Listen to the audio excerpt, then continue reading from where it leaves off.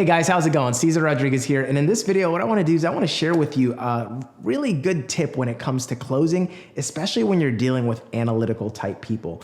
You see, the other day, and I'll give you a quick story, I was on the phone with a prospect, and this was a person that was, the analytical types. And again, there's nothing wrong with the analytical types. They are the ones that are the engineers in life. They tend to be accountants, and they tend to be pretty much spread out in all areas of different types of businesses. So they actually do really well in your type of business. If you're in network marketing or sales or direct sales, analytical types actually really do well. But the biggest thing is you just got to get them over that first initial hump of trying to feel like they need to know everything and picking everything apart. So this is what I said to someone the other day, and it kind of reminded me of this lesson, which is closing is like judo.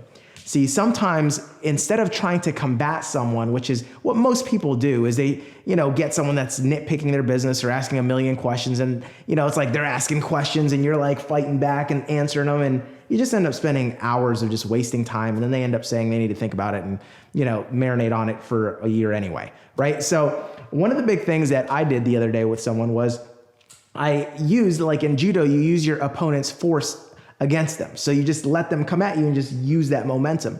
So I was on the phone with the person, and they were really kind of nitpicking a lot of different things about my particular business, asking a million different questions. And this is what I did.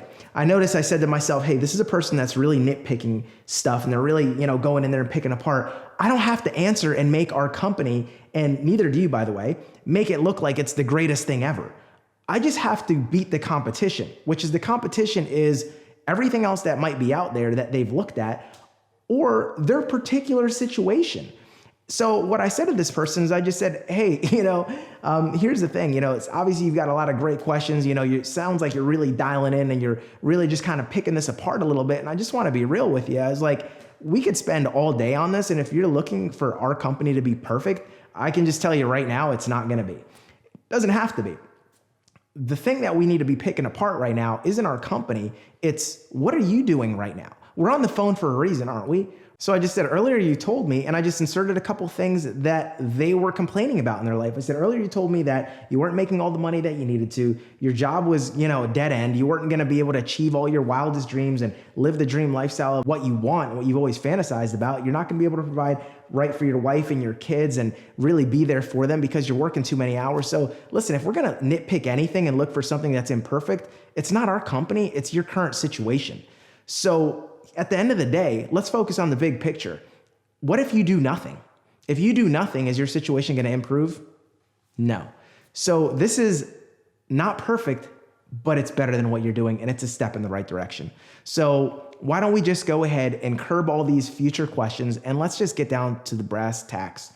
And at the end of the day this isn't perfect, but it's better than what you're doing, and nothing's going to change unless you change and make that decision. So if we're going to nitpick anything, we could go ahead and nitpick your life and your current situation, but you've already done that. So let's just recognize that this is the next best thing, and it's a step in the right direction. And at the end of the day, for what it costs to get started versus what you have to gain, there really isn't any risk here, is there? And the guy said, no, I guess when you put it that way, there isn't. And he got started.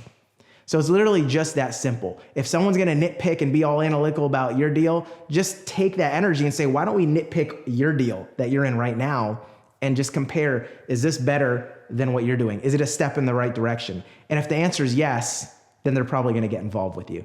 So don't ever feel like you have to go tit for tat with people. Use their energy and their already existing analytical personality.